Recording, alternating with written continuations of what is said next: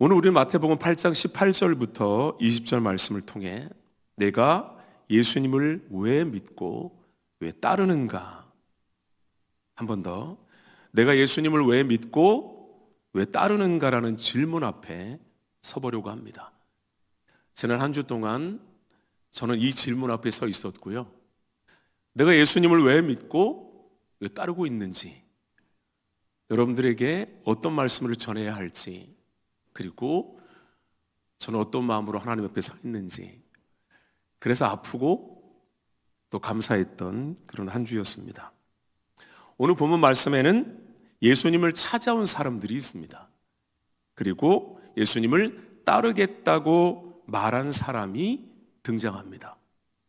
오늘 말씀을 통해서 참된 제자도, 참된 신앙 고백이 무엇인지를 함께 배우고 나누려고 합니다.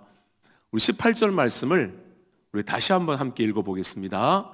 예수께서 무리가 자기를 애워싸는 것을 보시고 건너편으로 가기를 명하시니라.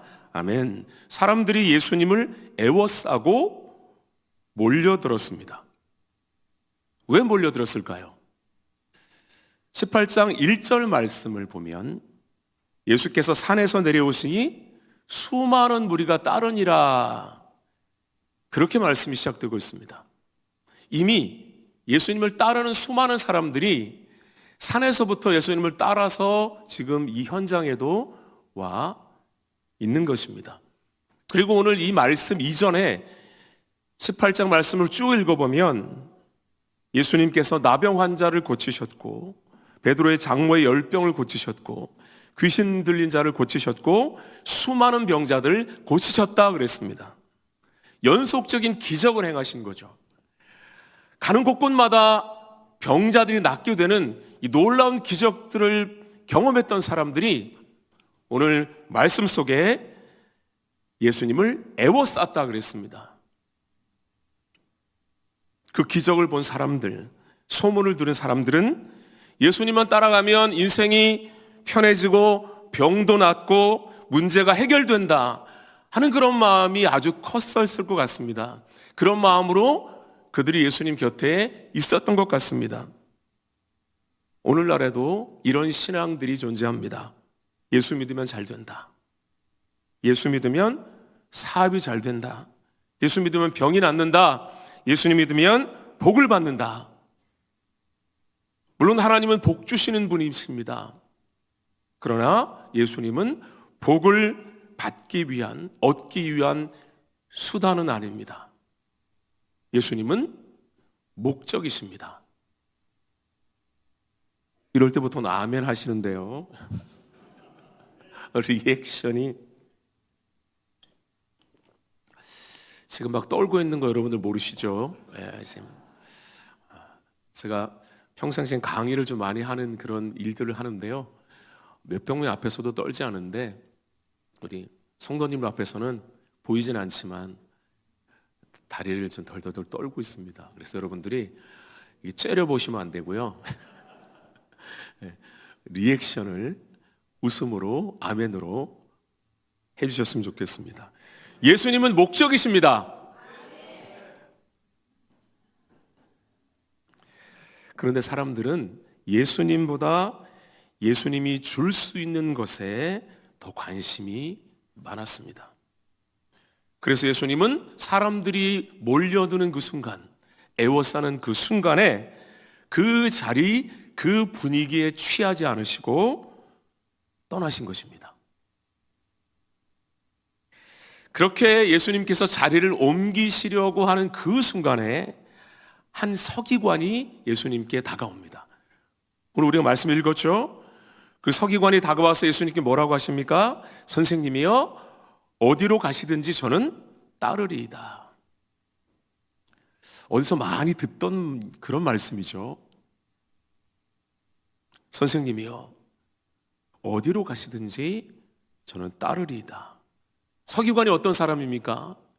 하나님 말씀을 연구하고 그 말씀을 가르치던 엘리트 지도자였습니다. 그런 그가 예수님의 가르침과 기적에 감동을 받아서 주저없이 그렇게 말하고 있는 것입니다. 어디든지 따라가겠습니다. 무슨 일이 있어도 저는 따라가겠습니다. 열정적인 고백입니다. 그러나 이 진심이 아닌 고백, 진심이 아닌 열정, 그것을 예수님께서 알고 계셨습니다. 예수님께 속한 삶은 폼나고 인정받고 사람들이 존경해주는 삶이라고 생각했던 이 서기관은 자신 있게 예수님을 따르겠다고 말했지만 예수님이 이미 그 마음을 알고 계셨습니다. 20절 말씀을 우리 함께 읽어봤으면 좋겠습니다. 시작. 예수께서 이르시되 여우도 굴이 있고 공중에 새도 거처가 있으되 인자는 머리 둘 곳이 없다 하시더라. 아멘. 참 이상한 말씀이잖아요. 내가 따르겠습니다. 어디든지 따르겠습니다. 이런 열정을 토해내는 서기관에게 예수님께서 나는 머리 둘 곳이 없는 사람이야. 이걸 요즘 언어로 좀 해석을 해보자면 나를 따르면 이 땅의 보장을 기대하지 마라. 안정과 평안함을 기준 삼지 마라. 나를 따르면 이 정도는 당연히 누릴 수 있다 하는 그런 생각마저 내려놓아라. 그런 말씀이 아닙니까? 예수님을 따르는 길은 때로 이 땅의 기준으로는 손해처럼 보이고 불편해 보이고 억울해 보일 수 있습니다. 그러나 그 영원한 가치 앞에서, 영원한 가치 되시는 예수님 앞에서 그 모든 것이 아무것도 아님을 깨닫는 것이 바로 지혜자의 삶인 것입니다. 그런 각오로 나를 따라할 수 있겠느냐, 그렇게 말씀하시는 거죠. 주님이 인자는 머리 둘 곳이 없다 하신 이 말씀은 우리를 겁주려고 하는 말씀이 아닙니다. 오히려 세상이 주는 안락함이 너를 채울 수 없다, 세상이 주는 그 달콤한 그 즐거움을, 그것들이 너를 채울 수 없다라는 역설적인 말씀인 것입니다. 우리가 언제 가장 간절해집니까? 여러분들은 언제 가장 간절하십니까? 내 힘으로 해결할 수 없는 그런 순간에, 그런 결핍 앞에 섰을 때라고 저는 생각합니다. 주님, 저는 머리 둘 곳 없는 연약한 자입니다. 주님 없이는 한순간도 살 수 없습니다. 이런 고백이 터져나오고 자신의 바닥을 치는 사람에게 주님은 당신의 전부를 내어주시는 그런 분이십니다. 오늘 우리에게 필요한 것은 더 많은 성경 지식이나 더 뜨거운 열심이 아닙니다. 예수 그리스도 그분 자체에 대한 감사와 감격의 회복인 것입니다. 여러분들이 하나님 앞에 감사합니다, 이렇게 고백하며 찬양하고 그 감격에 겨워서 눈물을 흘리며 하나님 앞에 섰을 때 그 순간이 어떤 순간인지 한번 돌이켜 보시면 나는 연약한 자입니다. 나는 아무것도 할 수 없는 사람입니다. 그렇게 고백할 때가 아닙니까? 사랑하는 성도 여러분, 오늘 이 시간 우리 안에 있는 찌꺼기를 걷어냅시다. 주님, 내가 서기관처럼 폼나고 멋진 제자의 삶을 꿈꿨던 것을 회개합니다. 주님 한 분만이면 충분하다는 그 고백이 그냥 아는 것으로, 머리로만 하는 그 고백이 아니라 내 마음에서 터져나올 때 우리는 비로소 세상을 이기는 진짜 그리스도인이 될 수 있는 것입니다. 저는 한 주간 동안 이 질문 앞에서 나는 참 그리스도인인가? 그런 질문을 계속해서 되뇌었습니다. 이게 또 한 사람 여러분들에게 소개하려고 합니다. 오늘 말씀을 읽지는 않았지만 빌립보서 3장 7절과 8절 말씀을 우리 자막에 나올 텐데요, 우리 함께 읽어보겠습니다. 내게 유익하던 것을 내가 그리스도를 위하여 다 해로 여길 뿐더러 또한 모든 것을 해로 여김은 내 주 그리스도 예수를 아는 지식이 가장 고상하기 때문이라. 내가 그를 위하여 모든 것을 잃어버리고 배설물로 여김은 그리스도를 얻고. 아멘. 누구의 고백입니까? 다 알고 계시죠? 바울의 고백입니다.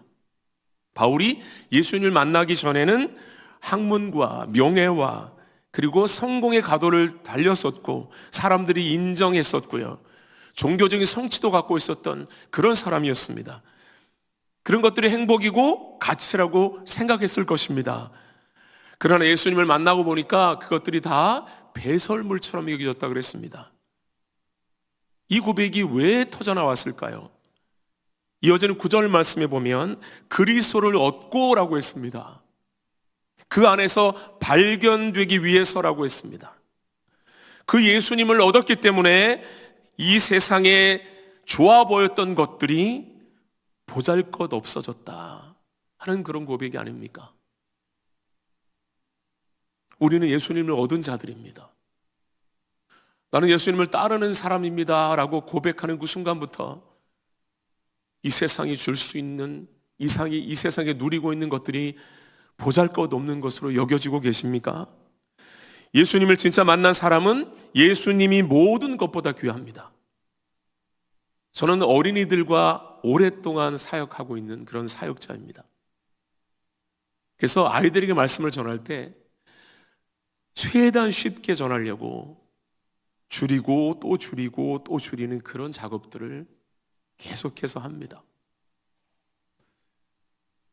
더 이상 더 쉽게 풀어서 여러분들에게 말씀드릴 수 없을 것 같습니다.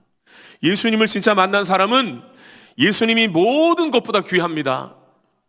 이 고백이 저와 여러분들의 고백이 되었으면 좋겠습니다. 예수님만 계시면 괜찮습니다. 예수님 때문에 손해도 내가 기쁨이 됩니다. 이것이 바로 제자도의 본질인 것입니다. 제가 참 존경하는 한 목사님이 계십니다. 그 목사님이 이런 질문을 던지셨습니다. 우리는 정말 예수님 한 분만으로 충분합니까? 아니면 예수님도 있어야 하는 것입니까? 한참을 생각했습니다. 우리는 정말 예수님 한 분만으로 충분합니까? 아니면 예수님도 있어야 하는 것입니까? 오늘 본문에 나온 서기관을 보십시오. 어디로 가든지 따르겠다. 이 대단한 열정과 고백이 왜 주님께는 거절당했을까요? 이 지점을 이렇게 짚으셨습니다. 우리의 고백 속에 나의 자아와 세속적인 성공이 여전히 주인 노릇을 하고 있기 때문이다. 여러분들 플랜 A, 플랜 B 이런 이야기 들어보셨죠? 우리는 신앙생활을 하면서도 나는 그리스도인입니다 라고 고백하면서도 끊임없이 플랜 B를 준비합니다. 예수님을 믿지만 그래도 노후 대책은 있어야지. 내가 예수님을 사랑하지만 그래도 내 자녀는 남들보다 잘 돼야지. 예수님을 따르지만 그래도 내 자존심만큼은 건드리면 안 되지. 이 생각이 지난 한 주간 동안 저를 짓눌러서 제가 하나님 앞에서 엉엉 울었습니다. 플랜 B가 내 삶 속에 그 플랜 B가 있었던 거죠. 여러분들은 이런 플랜 B가 없습니까?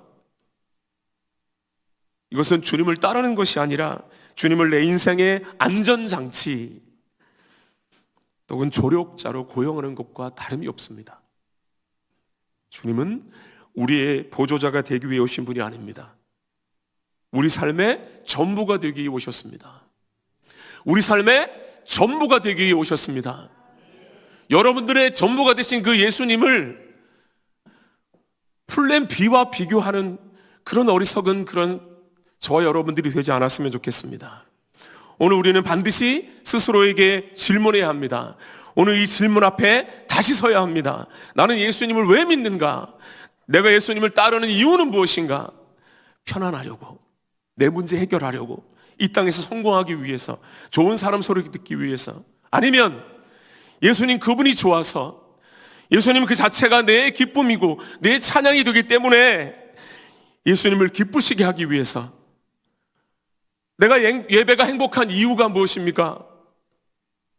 하나님을 만나는 것 때문입니까? 아니면 순간적인 감정입니까? 혹은 습관입니까? 내게 기도가 소중한 이유가 주님과 교제하기 때문입니까? 아니면 무언가를 얻기 위해서 기도하고 있지는 않습니까? 여기에서 우리의 신앙의 방향이 결정됩니다. 말씀을 정리하려고 합니다. 사랑하는 성도 여러분, 우리의 신앙이 흔들릴 때가 언제입니까? 평소에는 주님 한 분만으로 만족합니다. 주님만 있어도 행복합니다. 이런 고백이 있습니까? 그러나 내게 문제가 생기고 흔히 얘기하는 환난과 고난이 내게 닥쳐올 때에 내게 상처 주는 사람으로 인해서 내 마음이 쓰리고 아플 때에 기도가 응답되지 않으면 그런 기대들이 무너지는 그 순간에 우리는 이렇게 말할 때가 있습니다. 예수님 믿었는데 나는 왜 이렇습니까? 왜 이 문제가 해결되지 않습니까? 왜 이 명이 이 꼴입니까? 그때 우리는 깨닫게 됩니다. 내가 바라본 것은 예수님이 아니라 예수님의 도움이었구나. 예수님은 우리를 도와주시는 분이 확실합니다. 그러나 나에게 그 예수님은 도움을 주시는 분이 아니라 예수님 그 자체, 그 예수님 한 분만으로 전부라는 것을 이 시간 고백하는 저와 여러분들이 되었으면 좋겠습니다. 나를 따르려거든 내가 줄 수 있는 것 때문이 아니라 나를 사랑하기 때문에 나를 따라오너라. 우리 서기관에게 했던 이 말씀, 그 안에 담겨있는 이 비밀의 말씀을 이 시간 우리가 들었으니 예수님이 보상이기 때문에 따르는 것이 아니라 예수님 그 한 분만으로 나는 기쁘고 너무 좋습니다. 이렇게 고백하며 따르는 그런 저와 여러분들이 되었으면 좋겠습니다. 오늘 말씀을 깊이 붙잡으며 결단하기 원합니다. 예수님을 왜 따르고 있는가? 예수님 외에 다른 기대가 마음에 자리하고 있지는 않은가? 예수님 자체가 기쁨이고 만족이 맞는가? 오늘 이 시간 이렇게 고백할 수 있기를 바랍니다. 주님, 다른 기대는 내려놓겠습니다. 주님보다 더 사랑했던 가치들을 내려놓겠습니다. 보상을 위해서가 아니라 예수님을 얻기 위해 예수님을 따르겠습니다. 예수님이 나의 보상이 되면 가난해도 부요해도 슬퍼도 소망이 있고 막혀도 흔들리지 않고 때론 울어도 기쁨을 잃지 않습니다.